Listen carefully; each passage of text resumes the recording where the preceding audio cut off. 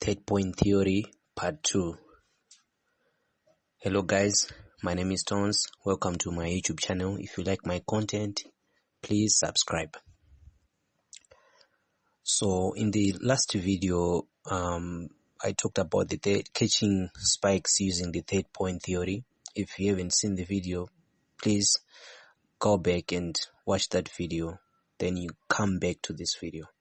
So in the previous video, I talked about significant point, saying you need to spot significant point. Like in this video, you can see there's point A, point B, and then point C, right? So I said there's point A, point B, and then you expect a spike at the point C. So I encourage you guys to use 5-minute time frame, right, and above. So I realized that there's some missing information. Then I had to make it in part 2, right? So let's just get into it. So let's say in the previous video I was saying at the point C you just want to catch one spike. So how do you know that at this point there are going to be a lot of spikes that will be coming at that zone? Let's call it the spikes zone, right? How do you know that at a particular point is a particular third point there's going to be a lot of spikes and not just one spike, right? So that's what this video is all about, because some points you won't know if they will give you more spikes or not.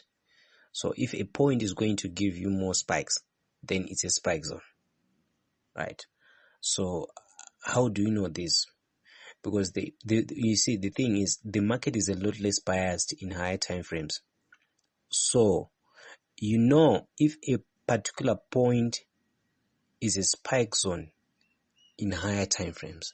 So you might be a person that you probably want to make 5 or 10 trades a day, and for you to do that you have to wait a lot less, because the thing is, you don't chase the market, you wait for it to come to you, to your strategy, right?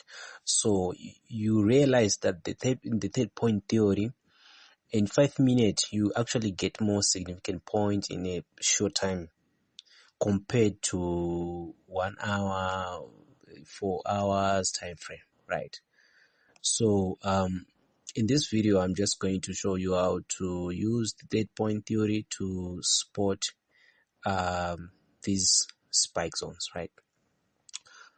So what you do is you navigate, you change to 1 hour time frame, and then in one hour time frame you actually notice that our third point there, our significant point there, we just have one point here which is a significant point. The other one that is a significant point in the 5 minute is not really a significant point in 1 hour time frame. You get it? So let me just remove phase.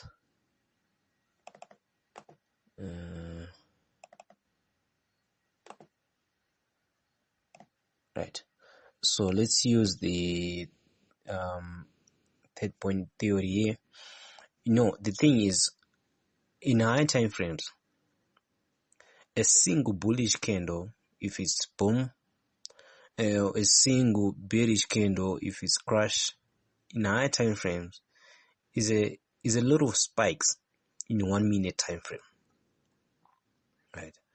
So we can use the third point theory to spot the spike zones in lower time frame using higher time frames. Do you get me, guys?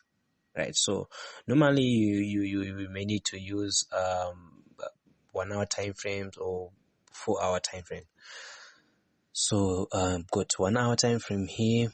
So let's use the third point theory. So we've got the first significant point, that's the second significant point, and then let's use this correctly. Okay, see, mark my points there. Right, so in lower time frames we say you just catch one spike.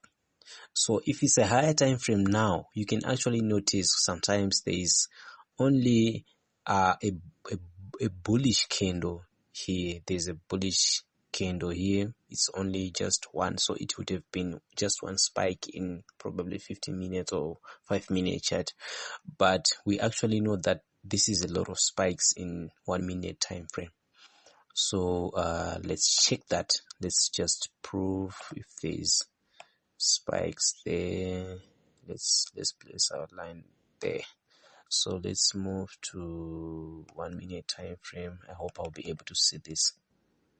I hope I'll be able to see this. Let's see.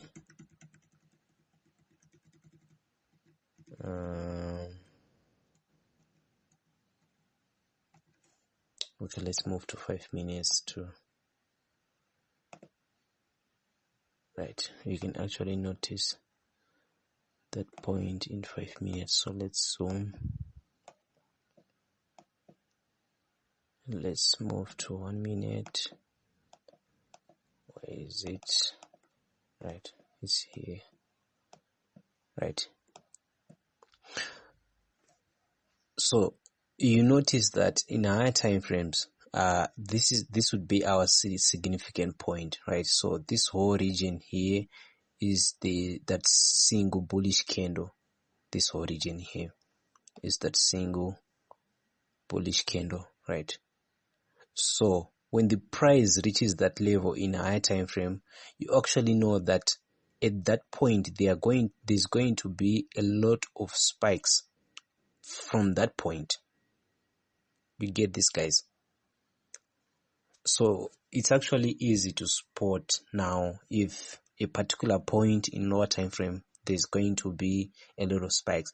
But some of you may not have enough equity to hold the drawdown in higher time frames, but you just want to just catch those spikes without a lot of drawdown. So if you spot the point in a higher time frame and then you come back to a lower time frame, right, you can actually notice that probably in a lower time frame here, it's not actually a significant point. This one, it's not really a significant point. This one, it's not actually a significant point.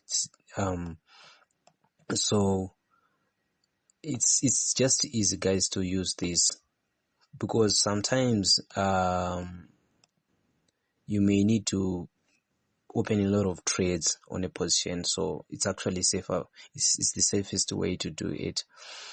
Also, guys, note that you don't chase the market. You let the market come to you. All you do is you draw your line, stick to your strategy. If you're going to use the 8-point theory, just draw your lines, right? If it's boom, you know that your trend lines are going to be at the bearish side of your chart. If it's crash, you know that your trend lines are going to be at the bullish side of your chart, right? So I guess you like this, guys. Put your comment below. What do you think about this?